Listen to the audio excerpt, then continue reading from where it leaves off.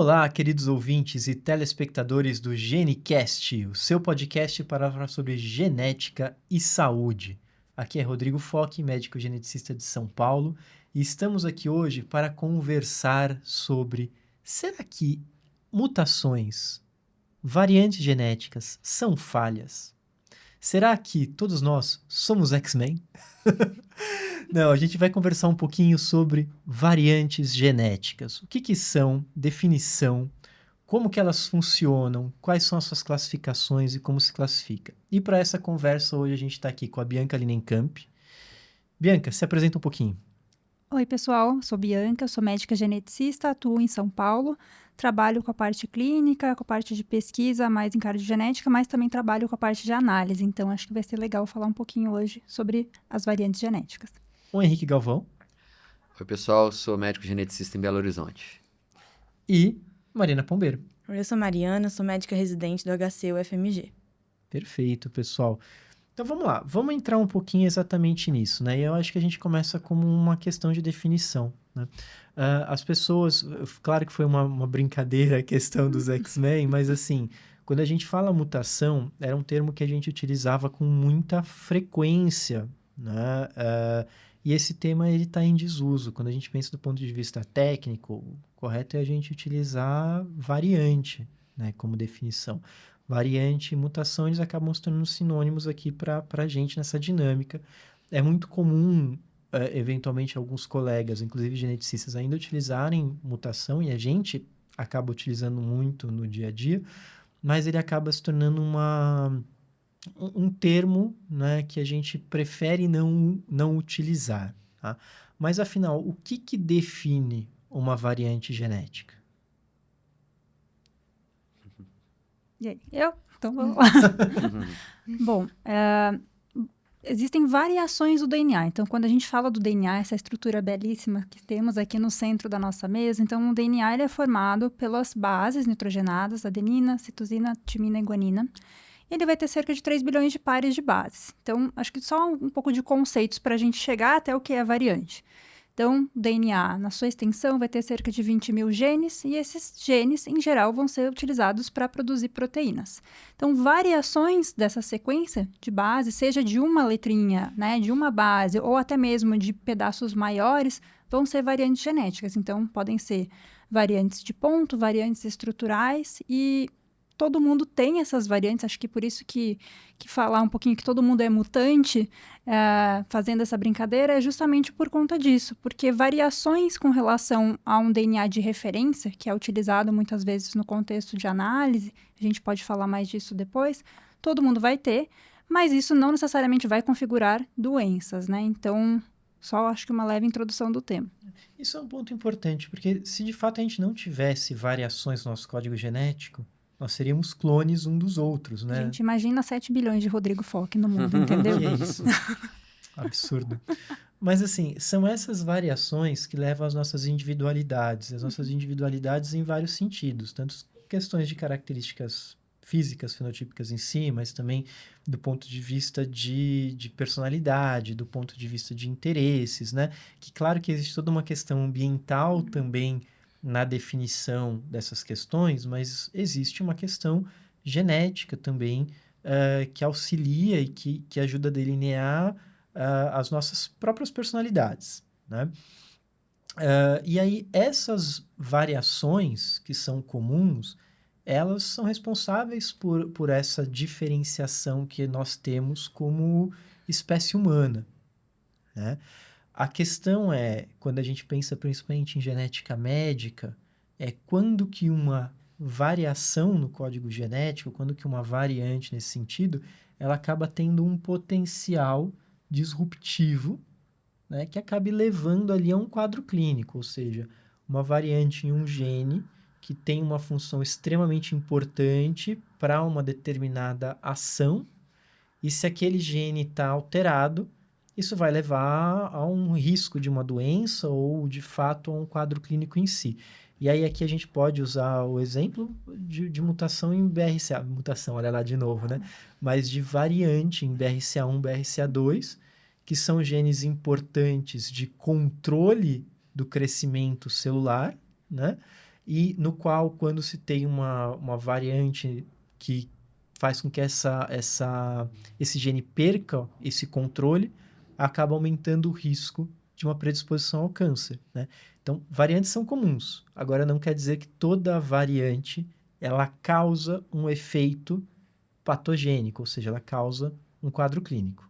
A Bianca comentou, né, alguns números aí, né, falando, né, de cerca de mais de 3 bilhões de pares de base, né, que são as letrinhas que formam, né, o código genético do nosso genoma, o código do nosso genoma, e comentou cerca de 20 mil genes, né? Essa proporção, ela coloca que só 1,5% do DNA realmente ele é codificado, ou seja, são genes que vão ser, né, expressos ou vão dar origem aí a proteínas ou peptídeos ou produtos que realmente vão nos fazer quem somos, né? Vai nos compor, vamos colocar assim, né? Ou pelo menos vai formar nossa estrutura.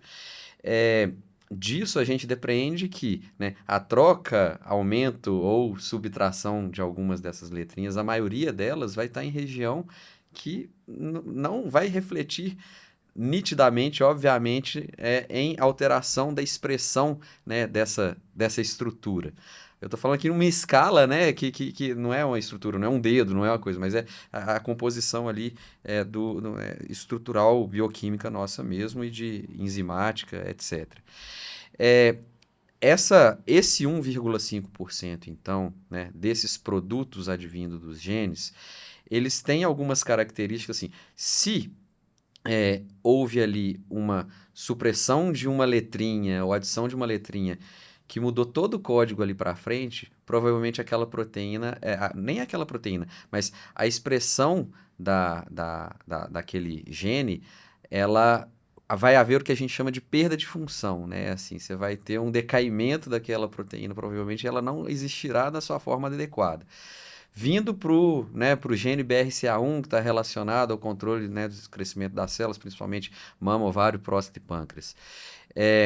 Se não há, né, se a pessoa ela constitucionalmente tem uma alteração no código genético que leva à não expressão de um dos dois alelos, tem um outro porém, né, a gente tem nosso código genético, ele é 2N, né, assim, a gente tem dois alelos, a gente tem duas cópias para cada gene, vamos colocar assim.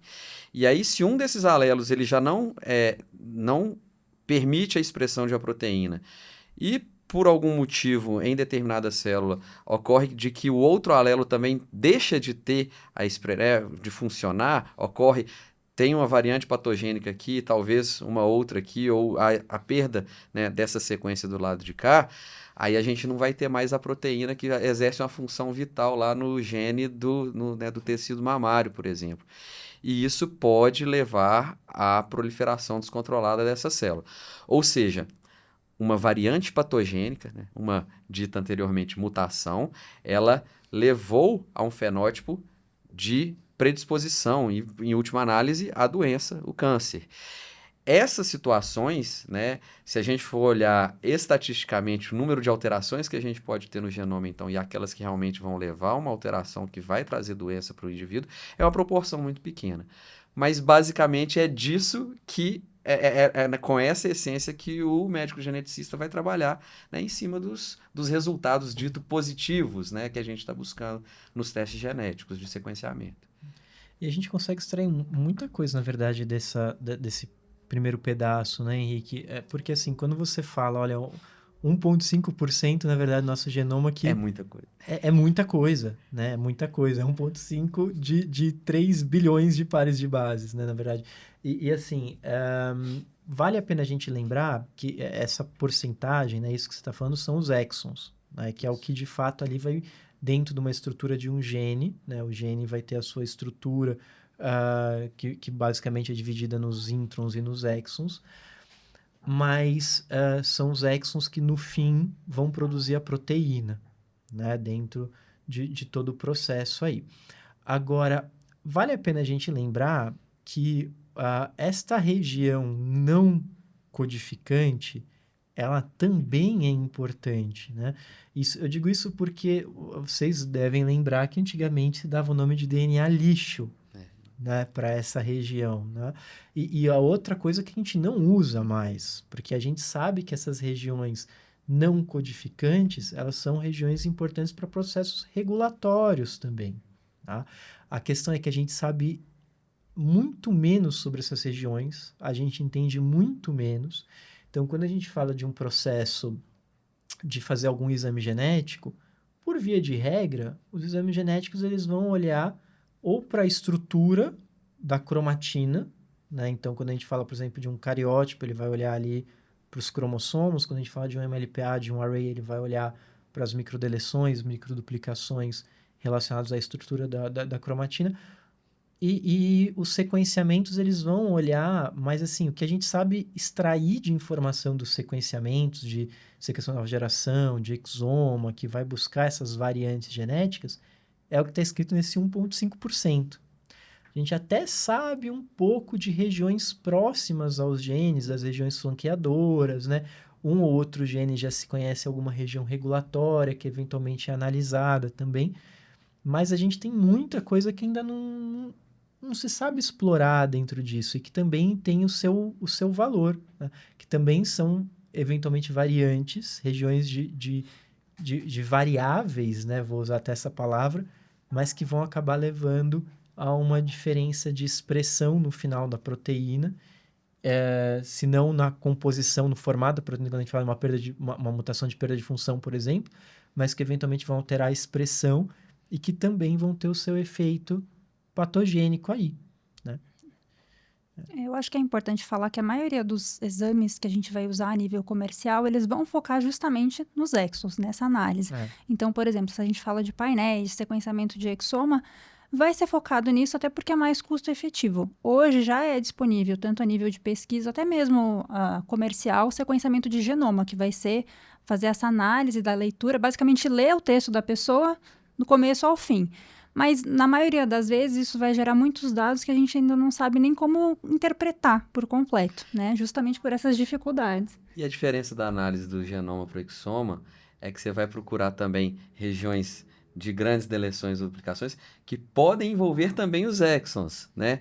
Ou então, regiões que podem estimular a expressão do que seria a proteína de uma forma alterada, né? Que seriam as regiões de splice criadas ou deixadas de existir. Então, mesmo no genoma que a gente faz de tudo, no fim a gente está procurando o que é expresso ou não, né? Assim, então, ainda assim, o conhecimento da regulação, a gente tem muito para descobrir ainda, né? Não tem Claro, tem uma coisa ou outra que a gente consegue sim, talvez em síndromes específicas já bem definido isso, mas no processo de descoberta, né, a gente, então o genoma, a gente tem ainda muito para aprender, né? Isso é muito interessante. Se a gente vai para um contexto clínico, está avaliando, por exemplo, um paciente com malformação, atraso, deficiência intelectual. A gente espera aí uma positividade de 30% a 40% no exoma. Você vai para o genoma, você imagina, nossa, estou fazendo uma análise muito mais ampla, agora eu vou descobrir tudo. E não, você vai ter um ganho de 5% a 10% nessa análise, né? Então, é justamente por isso, porque o nosso conhecimento ainda sobre doenças, sobre mecanismos de doenças, ainda é limitado. Talvez daqui 5 anos a gente esteja tendo uma conversa completamente diferente, né? Totalmente diferente, Maria. E assim, isso é uma coisa que eventualmente, num processo de investigação com o paciente, né, trago muito essa frase, principalmente quando vem um resultado que é inconclusivo, ou indeterminado, né?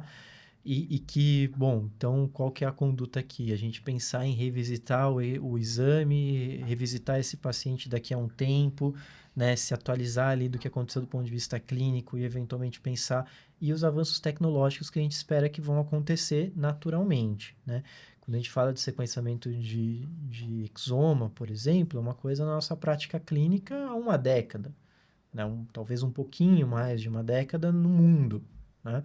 Mas se a gente for comparar a história da genética médica com a história da cardiologia, por exemplo, que a gente estuda coração desde o Egito Antigo, né? E claro que se avançou as técnicas e tudo mais, mas assim, se conhece a estrutura cardíaca, entende? Desde o Egito Antigo, né? Se fazia neurocirurgia desde o Egito, né? Então, assim, claro que totalmente diferente do que a gente faz hoje, mas já era explorado. a gente está falando de uma ciência que ela é muito recente na história da humanidade. Então, quando a gente fala de uma taxa de resolutividade de 30%, 40%, por exemplo, a deficiência intelectual, que não é pouco, né? Mas, às vezes, a família acaba tendo uma expectativa de uma resolutividade muito maior, mas entender que é esperado que em 5 anos a gente tenha uma taxa maior, porque a gente aprendeu mais a interpretar esses exames, porque a tecnologia permitiu a gente identificar coisas que antes a gente não identificava. Hoje o exoma, o genoma muito mais, né? Mas o exoma ele tem protocolos na análise que permitem a gente avaliar microdeleção e microduplicação, que é uma coisa que quando surgiu o sequenciamento de nova geração, os exomas, sei lá, em 2015, 2016, não faziam, não se analisava a microdeleção e microduplicação, né? Você precisava ter uma técnica específica para isso. E ainda hoje a gente tem também algumas limitações técnicas, né? Então, isso é algo que é um tanto esperado, sem falar de novos exames e novas tecnologias que vão surgir. Quando a gente vai pensar em análise de epigenoma, por exemplo, né, de avaliação de assinatura epigenômica, que são coisas que hoje estão muito em caráter de pesquisa, mas que eu acredito que em 10 anos vai ser um exame de prática clínica como hoje é o genoma, e que lá atrás também era um exame de pesquisa. Tá? Então, é esperado essas evoluções e essas mudanças. E aí, até as mudanças de termo, elas acabam acompanhando um pouco isso, né? Antes, a gente usava muito mutação para falar de variantes que são patogênicas, né? Mas aí a gente entendendo que a forma de se classificar essas variantes, ela é fluida, né? E não necessariamente engessada, a gente entende que uma variante que eventualmente hoje ela é classificada de uma forma, ela pode ser classificada de outra forma daqui a algum tempo. Então, por uma variante classificada incerto, que posteriormente pode virar patogênica, ou então até uma variante que ela é patogênica, que para uma condição ela não está relacionada a risco, quando a gente fala de risco poligênico, por exemplo, mas para uma outra condição ela pode estar. Ou até questões autossômicas dominantes e recessivas, né? Ela pode estar ali em associação com a outra variante e ela sim causa uma doença, né? Padrão de herança recessivo, mas ela sozinha não tem esse perfil para a gente poder classificar a variante como patogênica, estando ela sozinha ali, né? Então, porque pelos critérios de classificação a gente envolve inclusive fenótipo relacionado, né? A gente envolve a prevalência de determinada variante num contexto populacional. Então, está em constante evolução, inclusive a própria classificação de cada troca, adição ou subtração de letrinhas, né? Então, realmente é uma coisa muito recente para a gente ter uma expectativa tão grande em relação a determinado exame, né? Eu acho que é interessante a gente falar justamente da parte de classificação de variantes, que até 2015 era meio que terra de ninguém. Aí, em 2015, a ideia de você tentar justamente entender se essa alteração ela causa doença ou não causa, houve uma tentativa aí de unificar esses critérios que são usados no mundo todo, que hoje são conhecidos como critérios ACMG. E aí, como o Henrique estava falando, a gente tem alguns critérios. Então, por exemplo, se o paciente vai fazer um exame do exoma, a gente faz essa leitura da sequência do DNA do paciente e a gente vai comparar com uma referência. E todas as variações, que são essas variantes que a gente vai avaliar, a gente vai filtrar elas com base em alguns critérios. Então, só para vocês terem uma ideia, quando uma pessoa faz um exoma, não é que a gente vai encontrar 5 variantes, a gente vai encontrar cerca de 40 mil variantes. Por quê? Porque é uma única referência usada no mundo todo. Então, e as pessoas são diferentes entre si. Então, a gente vai ter que, de alguma forma, priorizar aquilo que é mais relevante para o quadro clínico do nosso paciente, para justamente colocar isso no laudo final. Então, os critérios ACMG, eles nos auxiliam a ver o que é mais relevante com base na frequência. Então, é uma alteração que já foi vista na população saudável, população afetada. Se já foi visto em famílias que tinham determinada doença passando de geração em geração. Se tem preditores computacionais, que a gente chama de preditores in silico, que são como se fossem cálculos matemáticos para tentar prever se aquela alteração naquele ponto é tolerada pelo nosso organismo ou não. Se tem estudos funcionais. Então, tudo isso entra numa calculadora e aí a gente pode classificar as variantes em 5 categorias, que vão desde o extremo benignas e provavelmente benignas, que são essas variações que não vão para o laudo, na grande maioria das. No outro extremo, a gente tem as patogênicas e provavelmente patogênicas, que são aquelas que já têm mais evidência de associação com a doença, mas claro que a gente tem que ver também se é compatível com o padrão de herança, né? Então, se é uma doença autossômica recessiva e eu tenho somente uma variante em heterozigose, isso pode não fechar o diagnóstico daquele paciente. E no limbo de tudo isso são as variantes de significado incerto, as VUS, que são aquelas que a gente não tem critérios nem para subir nem para descer a classificação e que às vezes quem está analisando está vendo essa alteração pela primeira vez. Então, ou às vezes nos bancos que a gente usa, por exemplo, o ClinVar, que é um banco de variantes genéticas, às vezes ela já está lá. Mas também as outras pessoas no mundo que viram essa alteração também não sabem e também colocaram que está como de significado incerto. Então, acho que isso mostra todo dia o quanto a gente ainda não sabe, né, sobre genética, sobre doença, de uma maneira geral. Então, o quanto é dinâmico também. Isso é uma coisa interessante, Bianca, porque assim, quando você fala, a gente sai ali de 40 mil variantes, é muito comum as pessoas leigas, elas imaginarem que, bom, eu vou colocar ali o sangue no aparelho de um lado e do outro vai me sair um papel pronto, né? E na verdade, a forma de análise, o Henrique fez essa comparação num outro episódio também, mas é muito mais complexa como a gente tem que, por exemplo, fazer um laudo de uma ressonância magnética, né? Quer dizer, a gente tem um dado bruto, que no caso da ressonância é a chapa, e no caso dos nossos exames é o dado bruto, de fato, né? E aí depende da pessoa que está analisando aquele dado para extrair a informação final e preparar o laudo.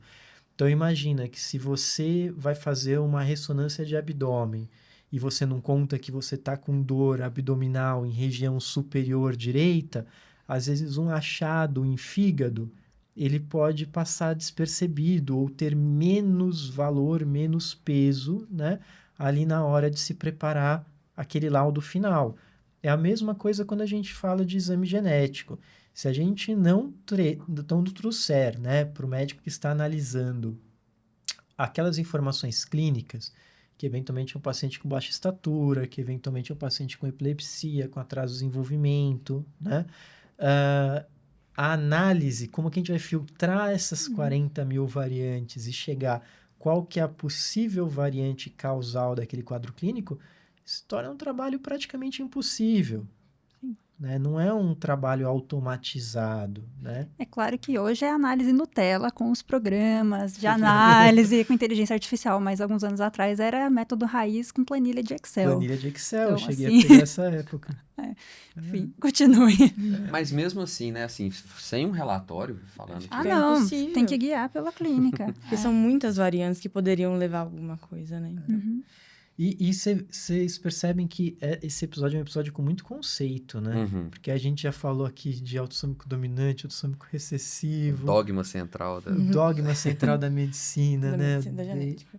Da genética. É da medicina. Se é da genética, é da medicina. Não, gente. não existe pessoa sem DNA, Não entendeu? existe, de fato. não existe. Não existe área da saúde no qual a genética não esteja ali Nem que na seja... sua base essencial. Né? Exato. Tirando o trauma, e ainda assim o trauma ainda na genética é potencializado, Exato. né? Eu acho que tudo a genética Tem um pezinho. tem pezinho, transpassa, né? E pensando nessa questão, né? O Henrique falou de perda de função. Porque, naturalmente, quando a gente vai falar de alguma alteração genética, a gente pensa assim, bom, é uma alteração genética que fez com que aquele gene não funcionasse, né? Aquela proteína, ela deixa de existir, então tem uma perda de função ali. Mas não é só de perda de função que se vivem as variantes, não é? É, a gente tem algumas, as de perda de função são as frame shifts e as nonsense, que a proteína ela acaba perdendo sua função, como o próprio nome diz. Mas a gente também tem as variantes missense, que elas vão alterar a forma da proteína, a proteína vai ser sintetizada, então assim, às vezes altera bem no final da proteína e não vai causar um fenótipo no paciente. Às vezes vai alterar lá no começo da proteína e vai mudar a vida do paciente. E eu acho que isso é importante, né? Porque ter esse conhecimento da base muda a análise lá na frente. Então, saber esses conceitos básicos é essencial no momento de análise. Se a gente pensa assim, né? O resultado, a base patogênica, se a gente pode utilizar essa palavra, na verdade, das condições genéticas, elas vão ser muito em cima disso, né? Aquela proteína perdeu função, mas a gente pode ter aquelas proteínas que eventualmente ganham função também, né? E quando a gente fala de ganho de função, às vezes no imaginativo vem o X-Men, né? Quer dizer, ele teve uma função nova, que era inesperada. E, na verdade, o ganho de função é porque, às vezes, aquela proteína ela está funcionando a mais do que o que ela deveria. O exemplo clássico é quando a gente fala da acondroplasia, né? A acondroplasia ela é causada por variantes patogênicas no FGFR3. Tem 2 variantes clássicas da acondroplasia que são responsáveis por, né, quase todos os casos, no qual o FGFR3 ele é um gene que ele controla o crescimento do osso, né? Então, ele faz com que ele atua fazendo com que o osso não cresça. Mas ele vai ter momentos que o FGFR3 vai estar funcionando e tem momentos que ele não vai estar funcionando, né? Vai ter momentos que ele está ligado e desligado. A mutação, a mutação de novo, né? Mas a variante patogênica no FGFR3 vai fazer com que ele fique ligado o tempo todo. Então, é isso que causa a restrição de crescimento e, em última instância, acaba levando ao nanismo, né? A baixa estatura. E uma coisa que a Mari falou, que eu acho que vale a pena a gente explorar um pouquinho, a gente tem essas classes de variações que elas podem estar relacionadas a, por exemplo, uma variação frame shift, uma variação, né, nonsense, uma variante frame shift nonsense, que tradicionalmente levam à perda de função. E é fácil de entender isso, porque se a gente perdeu ali alguma informação, aquela proteína está trincada, ela não está funcionando, né? Então, ela perdeu ali o que ela deveria estar fazendo. Mas a gente tem toda a dinâmica da dificuldade, que é o grande desafio do analista, que é como que a gente classifica a variante missense. Então, assim, quando a gente fala de variantes, é importante a gente lembrar que as bases, elas são lidas de 3 em 3 na hora da gente formar os aminoácidos. Então, as variantes de perda de função, por exemplo, frame shift, a gente vai ter alguma alteração que você faz esse desalinhamento, conforme foi falado. Então, dali para frente, tudo é alterado. Uma nonsense, né? Quando você ganha um códon de parada, você vai ter uma troca, às vezes, de uma base, mas aí essa variante, aquele aminoácido, ele vai ser convertido num sinal de pare, e aí, de novo, a proteína vai acabar sendo mais curta ou ela vai ser totalmente degradada. Já a variante missense, em geral, é uma alteração que altera o aminoácido só naquele ponto. Então, antes disso e depois disso, em geral, a proteína não vai ter alteração. É somente naquele resíduo. Só que justamente é complexo, porque a gente tem variantes missense que vão levar a uma perda de função, e a gente tem variantes missense que vão ter outros mecanismos, justamente. A gente pode ter as variantes missense, que são essas trocas de um aminoácido pelo outro, que vai fazer com que tenha alguma função adicional, né, diferente, um ganho de função. A gente tem também algumas situações, então, por exemplo, quando a gente fala de doenças que afetam o colágeno, né? Então, a gente tem ali na estrutura do colágeno, existem vários tipos de colágeno, a gente tem uma região que é de tripla hélice, que é justamente aquela conformação helicoidal. E existe um aminoácido que ele é fundamental para ter essa estrutura, que é a glicina. Então, quando a gente tem mutações missense que afetam a glicina na tripla hélice em genes do colágeno, em geral, a gente vai ter um quadro clínico mais grave do que se a gente tem uma mutação de perda de função nesses genes. Por quê? Se você tem uma perda de função no colágeno, em geral, você não vai ter aquela cópia, mas você vai ter a outra que compensam de alguma forma. Então, você pode ter um fenótipo, mas muitas vezes vai ser um fenótipo mais leve. Agora, se você tem uma variante missense que afeta a glicina na tripla hélice, além de não ajudar, ela atrapalha, ela interfere na proteína que é produzida pelo outro lado. Então, você tende a ter um fenótipo mais grave. Então, aqui é só um exemplo, né? Mas justamente para mostrar, quando a gente está vendo uma variante, isso para colágeno é muito bem estabelecido. Mas para muitos genes a gente não sabe. Então, a gente está vendo ali uma variante missense, a gente vai ter preditores para tentar ver se é algo deletério, se não é, se está numa região que é mais crítica, que a gente chama de um hotspot. Mas nem sempre isso está definido para aquele gene. Então, é difícil mesmo. E às vezes baseado em outras mutações já descritas naquele gene. Então, assim, o gene já está associado a uma mutação naquele gene. E aí, mutação não tem jeito, a gente fala mutação mesmo. o gene está associado, já foi descrita doença em variantes com perda de função naquele gene, ou ganho de função? Ah, não foi. Então, você tira uma força de classificação para colocar como patogênica a variante que você está analisando, né? Então, realmente, é de suma importância essa, né, a pesquisa e a divulgação de conhecimento, né, de classificações, né, para que a comunidade científica e a comunidade de analistas práticos, né, de rotina de laboratórios, tenham de laboratórios que liberam exame de rotina, tenham, né, esse acúmulo cada vez maior de conhecimento, né? Então, é isso. A variante missense pode estar em regiões críticas, até em questão de câncer também a gente tem esses fenótipos, né? Carcinoma medular de tireoide, por exemplo, a gente tem mutação específica no gene RET, o RET, ele é ativado, ele tem uma autoativação, e aquilo ele faz com que a cascata, ela hiperestimule o crescimento, né? Então, há o fenótipo ao desenvolvimento do carcinoma em si, e isso é porque trocou um aminoácido. Né? É uma coisa assim, trocou o aminoácido, mudou a conformação um pouco, então ela começou a ativar de forma constante. Realmente é um trabalho difícil, né? É super detalhado, requer um acúmulo constante de informações e troca de informações. Para quem está escutando, né, quando a gente fala assim, mudou um pouquinho, tem que imaginar muito num sistema de chave e fechadura, basicamente. Né? Quer dizer, você tem ali uma fechadura que precisa de uma chave específica para abrir aquela porta, tá? Vamos pensar assim. Você pode ter uma chave que, de repente, ela está quebrada, ela está faltando 80% da chave, você vai colocar na fechadura, ela não vai abrir. Né? Isso é uma questão. Agora, você pode ter, eventualmente, aquela chave que ela alterou a pontinha da chave e ela vai entrar na porta e às vezes pode ter um pouco mais de dificuldade de abrir, mas você consegue abrir a porta, né? Essas diferenças, na verdade, né, da conformação da proteína e tudo mais, é por questões puramente químicas, né? Porque, na verdade, o que você vai estar gerando ali vai ter suas próprias características químicas e isso na hora de você montar a chave, montar o Lego, montar aquela estrutura, é como se você estivesse colocando uma peça que não encaixa exatamente naquele lugar onde precisava estar encaixado. E aí isso vai fazer com que toda aquela estrutura ela seja mais diferente ou menos diferente, né? Por isso que, assim, a variação existe, mas às vezes você está trocando uma peça de Lego que são 3 posições azul por uma que são 3 posições branca.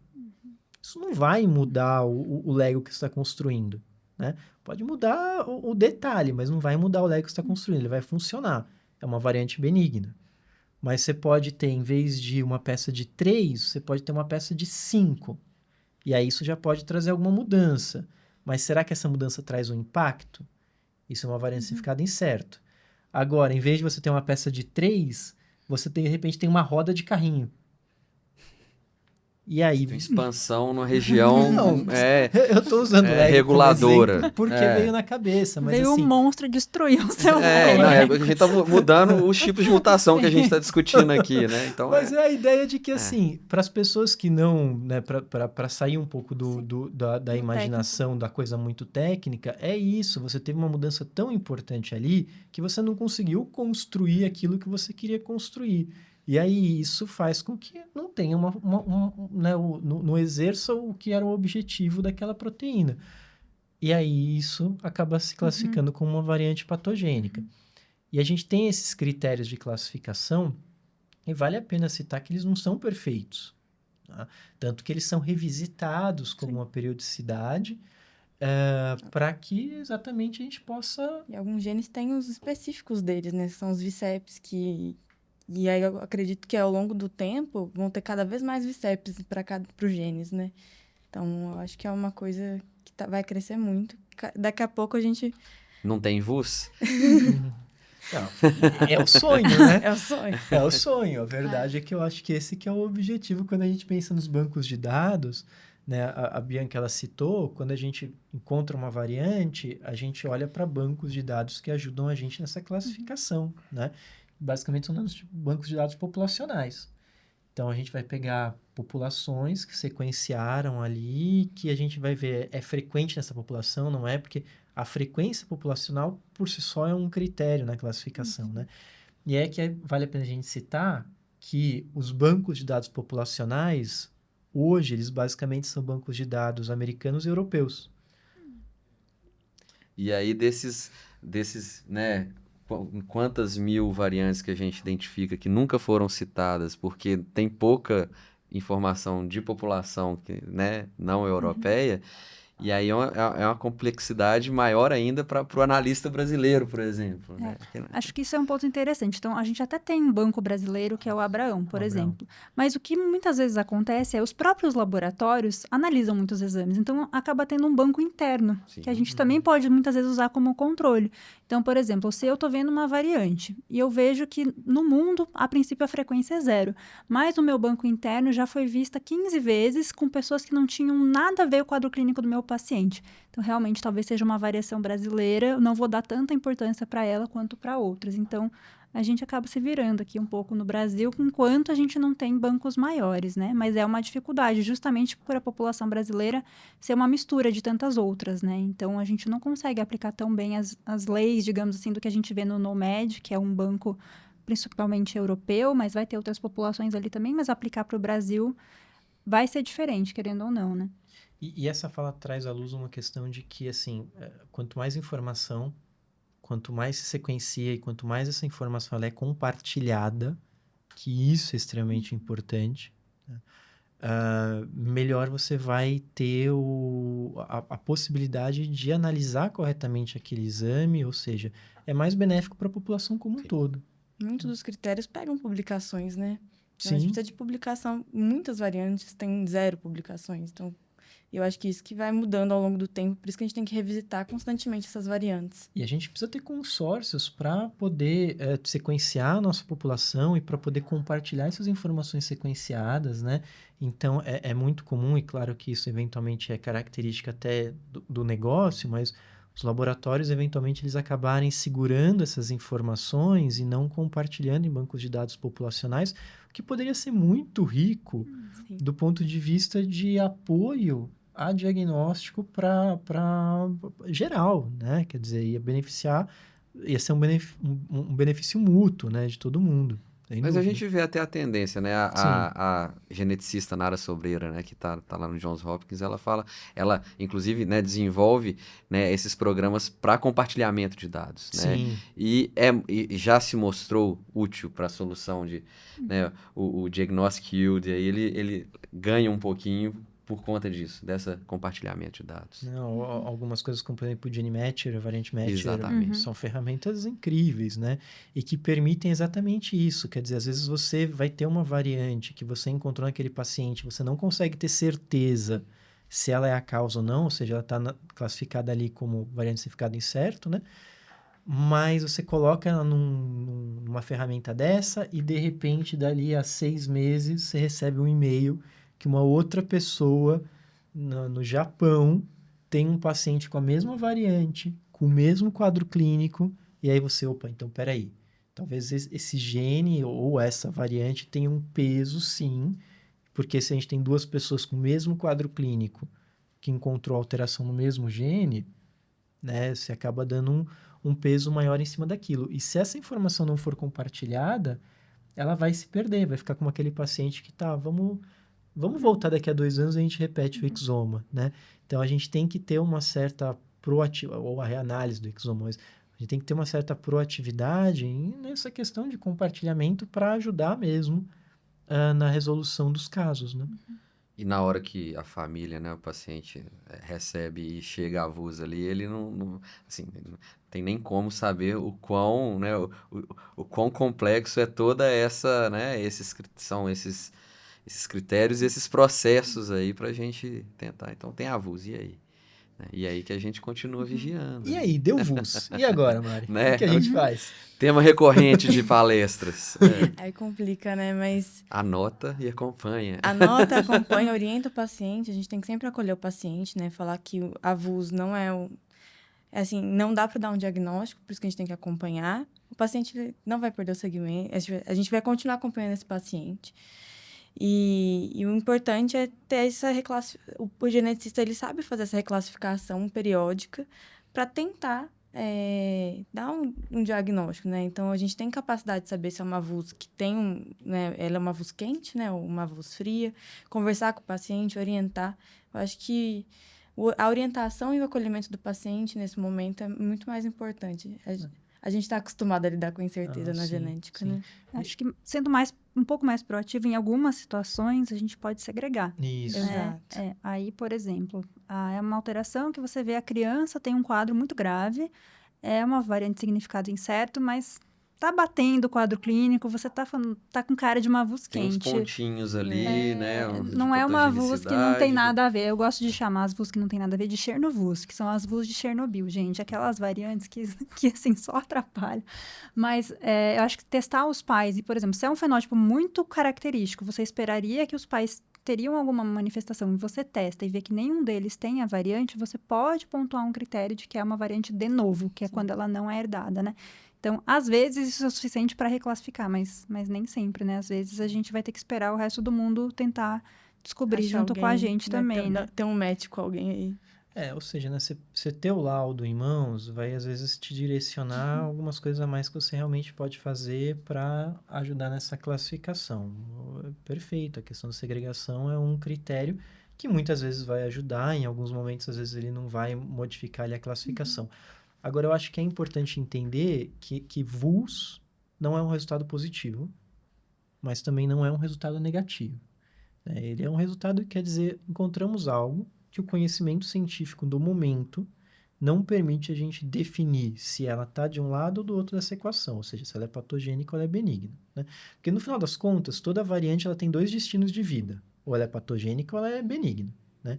Tudo que existe no meio é porque nós não temos certeza. Ignorância nossa. Né? Ignorância nossa. Então, provavelmente benigno é porque não tem critérios suficientes para falar que é benigno. Provavelmente patogênico não tem critério suficiente Mas para você falar que é trata patogênico. como tal, porque eu já Mas tenho você- essas dúvidas, Você né? trata como tal, É. você trata como tal. A palavra provavelmente, às vezes, ela acaba trazendo uma ansiedade, mas assim, de forma prática, se a gente está falando de um paciente que tem um quadro clínico compatível e a variante é provavelmente, é que às vezes o que falta para transformar um provavelmente num patogênico é um estudo de função, que é uma coisa que às vezes vai ser impossível de ser realizado, é alguma informação ali, algum critério que às vezes não são critérios palpáveis ou fáceis de serem aplicáveis, né?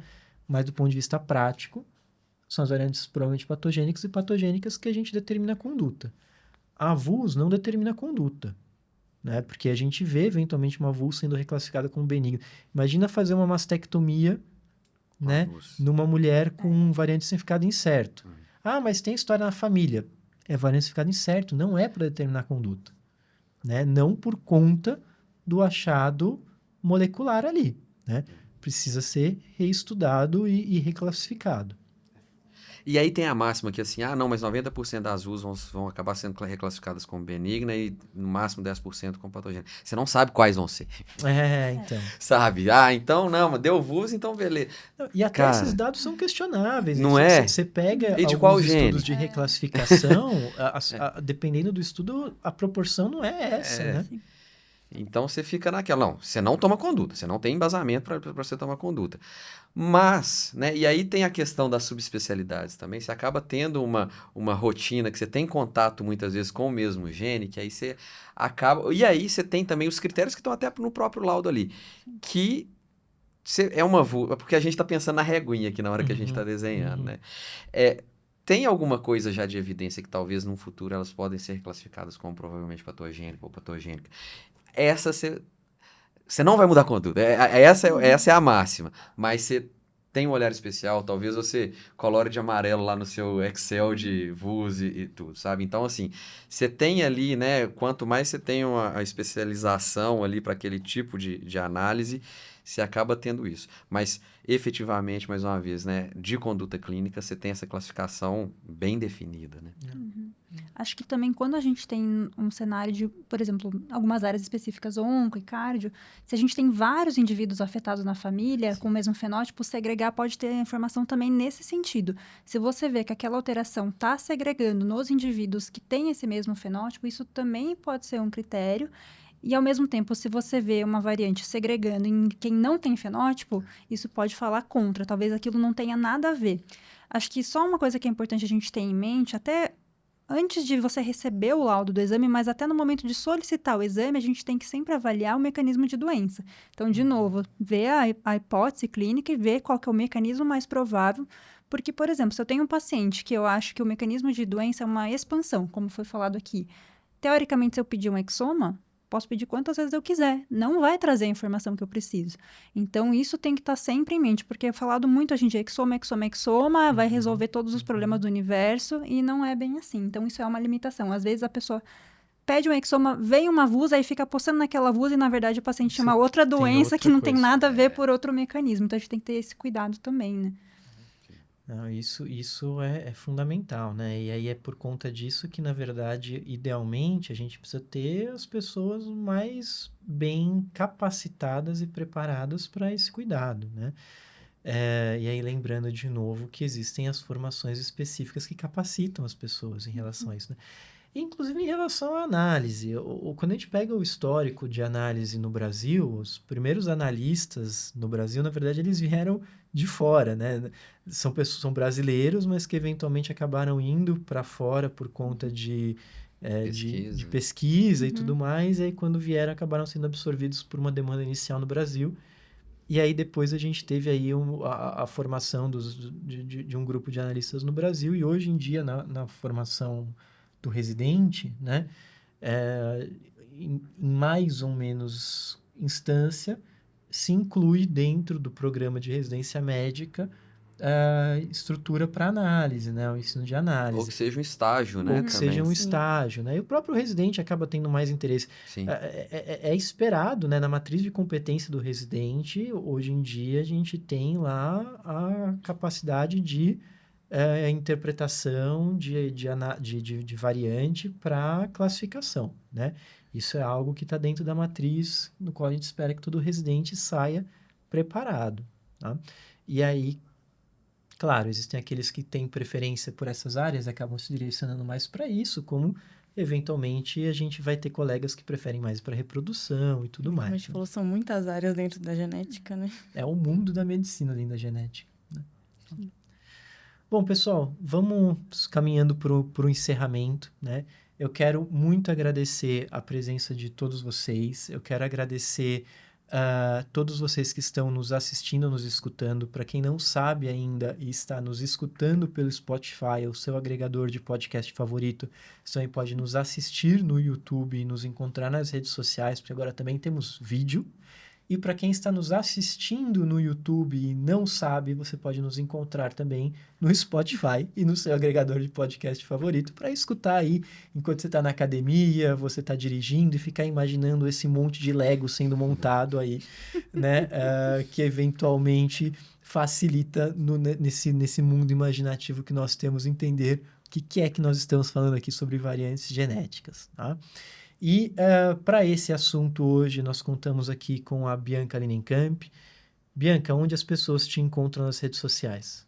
Bom, doutora Bianca Linenkamp e o geneticista para memes de genética. O geneticista, que é muito bom, vale a pena. Eu sigo, é muito, muito bom.